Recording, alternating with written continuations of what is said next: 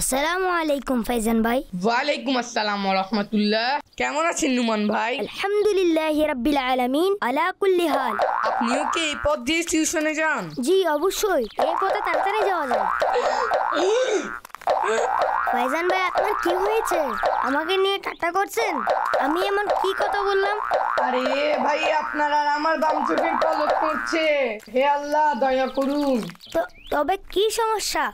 আপনি কি জানেন না, যার বাম চোখের পলক নড়ে তার সাথে খারাপ কিছু ঘটে? খারাপ কি ঘটে? হে আল্লাহ, দয়া করুন। দেখুন নুমান ভাই, আমি কেবল এতটুকু জানি যে আজ আমার এবং আপনার সাথে খারাপ কিছু অবশ্যই ঘটবে। আপনি কি জানেন না, যখন চোখের পলক নড়ে তখন অনেক কিছু ঘটতে পারে। আসসালামু আলাইকুম ওয়া রাহমাতুল্লাহি ওয়া বারাকাতুহু। ওয়া আলাইকুম আসসালাম। আপনারা এত ঘাবড়িয়ে আছেন কেন? আপনারা ভালো আছেন তো? আরে আমাদের দুজনেরই বাম চোখের পলক নড়ছে। আপনি তো জানেন যে যখন বাম চোখের পলক নড়ে তখন কিছু না কিছু খারাপ অবশ্যই হয়। কিছুই হয় না, এটা আপনাদের মনে অনর্থক কুপ্রথার জন্ম নিয়েছে। কুপ্রথা? এটা আবার কি?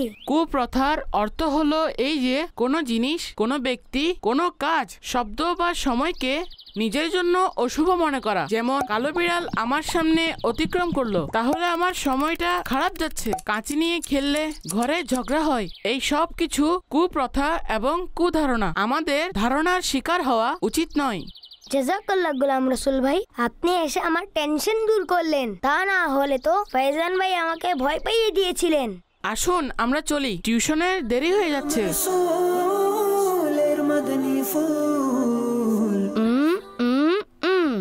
ওকে ভাই, আল্লাহ হাফেজ, আসসালামু আলাইকুম।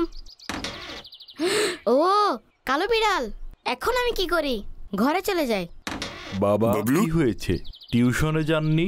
বাবা, আমি তো যাচ্ছিলাম, কিন্তু কালো বিড়াল আমার রাস্তা কেটেছে। আচ্ছা, ওহো, আল্লাহ নিরাপদে রাখুন। আপনি কি বাজি কিনে নিয়েছেন? না, আমার ইচ্ছে নেই। সম্ভবত আমিও নেব না। বাবলু ভাই আজ আসেনি কেন?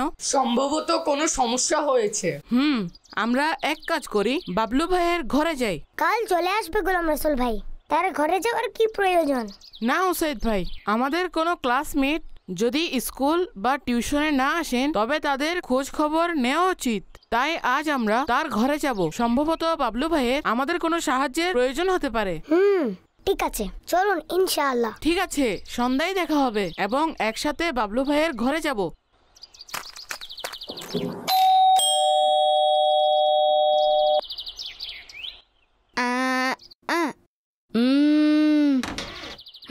ও কালো বিড়াল, এখন আমি কি করি?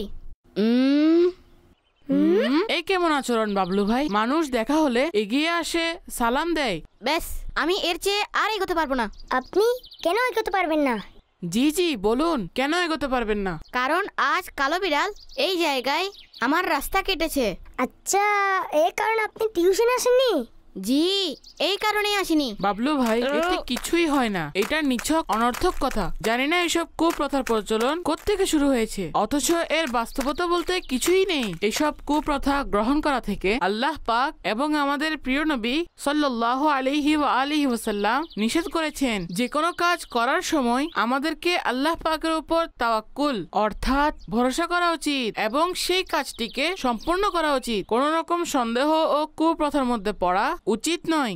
আচ্ছা, আমি বিনা কারণেই চিন্তিত হচ্ছি। জি, আপনি মোটেও পেরেশান হবেন না। আল্লাহ পাকের উপর ভরসা রাখুন। জাযাকাল্লাহ বোঝানোর জন্য। এখন আমি আমার বাবাকেও বলবো।